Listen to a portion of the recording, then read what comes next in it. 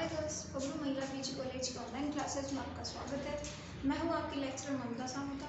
आज अपन शुरू करेंगे अपना जूलॉजी का लेक्चर। बुक है अपनी, पेपर है अपने जूलॉजी में 3 पेपर है, ठीक है। तो जूलॉजी का पेपर है अपना एनिमल फिजियोलॉजी एंड बायोकेमिस्ट्री। अपना पेपर है एनिमल फिजियोलॉजी एंड बायोकेमिस्ट्री, ठीक है। उस पेपर का आज अपन टॉपिक लेंगे अंतःस्रावी ग्रंथियाँ, ठीक है। ऐसी कौन सी ग्रंथियाँ हैं जो शरीर के अंदर प्रेजेंट होती है और अंदर से क्या करती है, हार्मोन रिलीज करती है, ठीक है। हार्मोन एक ऐसा केमिकल कंपाउंड है जो किसी भी स्ट्रक्चर पर जाके रिएक्ट करके उसको उत्तेजित या उसको एक्टिव कर देता है या उसको काम करने के लिए स्टार्ट कर देता है, ठीक है। तो आज हम क्या पढ़ेंगे, ऐसे ऐसे ऑर्गन्स के अंदर, मतलब ऐसे स्ट्रक्चर पढ़ेंगे, ऐसी ग्रंथियां पढ़ेंगे, ग्लैंड पढ़ेंगे जो क्या करती है, हार्मोन रिलीज करती है और शरीर के अंदर बहुत सारे केमिकल कंपोजिशन जैसी चीज़ें रिलीज करती है और बहुत सारे काम कंप्लीट करवाती है। बहुत सारे फॉर्मेशन होते हैं जो इन ग्रंथियों से निकले हुए पदार्थ या हार्मोन से कंप्लीट होते हैं, ठीक है। तो ऐसे तो क्या थ्योरी को तो बहुत सारे मैं पढ़ाते पढ़ाते आपको मान लो अगर मैं 10 दिन में कराऊँ तो भी कवर नहीं होगा। तो मैं क्या कर रही हूँ, आपको एक चार्ट बनाया, उस चार्ट के अंदर मैंने क्या लिखा है, कौन सी ग्रंथियाँ होती है, वो कौन से हार्मोन रिलीज करती है और वो हार्मोन काम क्या करते हैं, वो मैंने चार्ट बनाया है। बहुत कम समय में छोटा चार्ट बनाकर मैंने आपको समझाने की कोशिश कर रही हूँ। अगर इसमें आपको समझने में बहुत आसानी होगी, ठीक है। तो हम शुरू करते हैं, कौन कौन सी ग्रंथियाँ हैं। मोस्टली 5 प्रकार की ग्रंथियां होती है हमारे शरीर में। मोस्टली हम जो पढ़ते हैं उनमें 5 प्रकार की इंपॉर्टेंट ग्रंथियां हैं जो क्या करती है, हार्मोन रिलीज करती है और शरीर के अंदर हमारे बहुत सारे केमिकल कंपोजिशन बनाती है और जो स्टार्ट को एक्टिव या स्टार्ट करने का काम करती है किसी भी काम को, ठीक है। सबसे पहले पढ़ते हैं हम हाइपोथैलेमस, ठीक है। कौन सी ग्रंथि पढ़ते हैं, ये कौन सी ग्रंथि है, अंतःस्रावी ग्रंथि है। नाम के अंतःस्रावी यानी शरीर के अंदर प्रेजेंट है और हार्मोन रिलीज करती है अंदर, ठीक है। तो ऐसी ग्रंथियां क्या कहलाती है, अंतःस्रावी ग्रंथियां, जिनमें सबसे पहला है हाइपोथैलेमस। हाइपोथैलेमस कौन सा हार्मोन स्टार्ट करता है, मोचक तथा मोचक संदर्भकारी हार्मोन रिलीज करता है। या हार्मोन का मेन काम क्या है, ये हार्मोन क्या करता है, अग्र पृष्ठ ग्रंथि द्वारा क्या कार्य करता है, स्रावित होता है। कौन सी ग्रंथि द्वारा, अग्र पृष्ठ ग्रंथि द्वारा कौन सा हार्मोन रिलीज होता है, हाइपोथैलेमस के द्वारा कौन सा, मोचक तथा मोचक संदमन हार्मोन, ठीक है। सेकंड अपना आता है अग्र पीयूष ग्रंथि। सबसे इंपॉर्टेंट ग्रंथि कौन सी आती है अपने शरीर की, पीयूष ग्रंथि, ठीक है। कौन सी ग्रंथि आती है, पीयूष ग्रंथि। ये 3 प्रकार की होती है, अग्र, पश्च और मध्य, ये 3 प्रकार से बटी हुई थी, 3 भागों में, क्योंकि इंपॉर्टेंट है 3 भागों में बांटते हैं इसको, इसलिए मैंने इसको क्या किया, 5 पार्ट करे हमने। भाई इंपॉर्टेंट 5 प्रकार की ग्रंथियां होती है।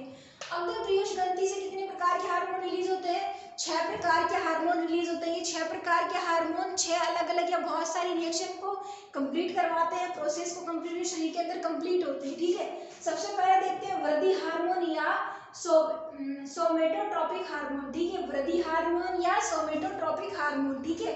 नाम से पता चल रहा है वृद्धि क्या करेगा, शरीर की ग्रोथ को एक्टिव करेगा।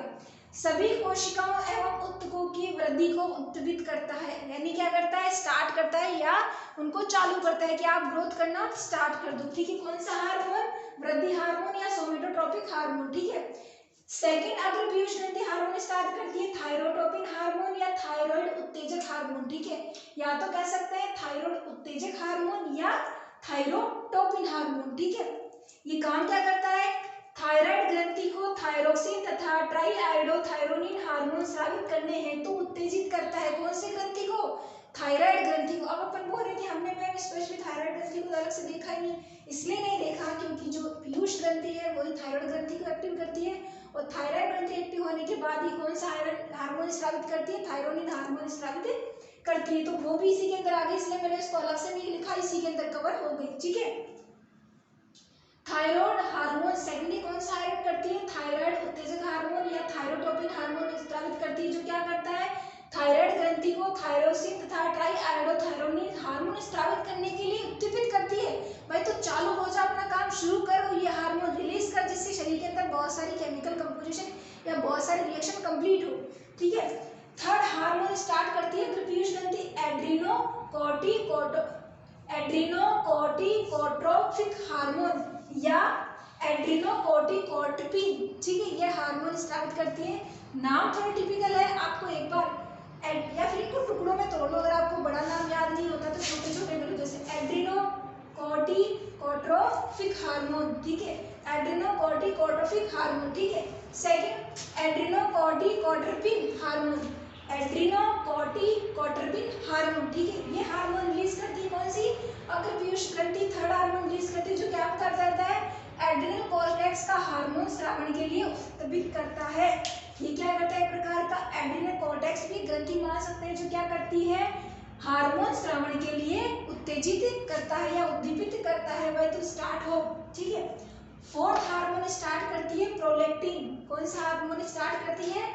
प्रोलैक्टिन। अग्र पीयूष ग्रंथि फोर्थ हार्मोन स्टार्ट करती है प्रोलैक्टिन जो क्या काम करता है? ये मादाएं हैं, ठीक है, उनके अंदर क्या करता है? स्तन ग्रंथियों का परिवर्धन यानी उनको क्या करता है? डेवलप करता है, परिपक्व करता है तथा दूध के निर्माण की प्रक्रिया को शुरू करता है। कौन सा? स्रावित शुरू करता है प्रोलैक्टिन। और स्रावण के लिए यानी रिलीज, दूध को रिलीज करने का काम भी कौन करता है? प्रोलैक्टिन। अगर पीयूष ग्रंथि का चौथा हार्मोन है प्रोलैक्टिन जो क्या करता है? मादाओं के अंदर स्तन ग्रंथियों का परिवर्धन करता है, दूध निर्माण की प्रक्रिया को शुरू करता है, साथ में उस दूध को रिलीज करने का काम भी करता है, ठीक है। पांचवा हार्मोन है पुटक उत्तेजक हार्मोन। पुटक आप जानते हो, वृषण के अंदर क्या होते हैं? पुटक बनते हैं, अंडाशय में होते हैं और वृषण में होता है, ठीक है। मादाओं में अंडाशय के पुटकों का परिपक्वन को उत्तेजित करना सेकंड काम है इसका। नर में वृषण में जनन उपकला की कोशिकाओं के शुक्र जनन के लिए प्रेरित करना। इसके अंदर तो क्या करता है? जो मादा के अंड, जहां अंड का फॉर्मेशन होता है उनको परिवर्तित करता है। दूसरा जो जनन उपकला यानी शुक्र जनन को स्टार्ट करता है, ठीक है, स्पर्म बनने की प्रोसेस को शुरू करता है और अंडे को परिपक्व यानी वो आप मैच्योर हो जाए ताकि स्पर्म आके उससे जुड़ सके, उसके लिए मैच्योर करता है। कौन सा हार्मोन? पुटक उत्तेजक हार्मोन जो कौन रिलीज करती है? अग्र पीयूष ग्रंथि, ठीक है।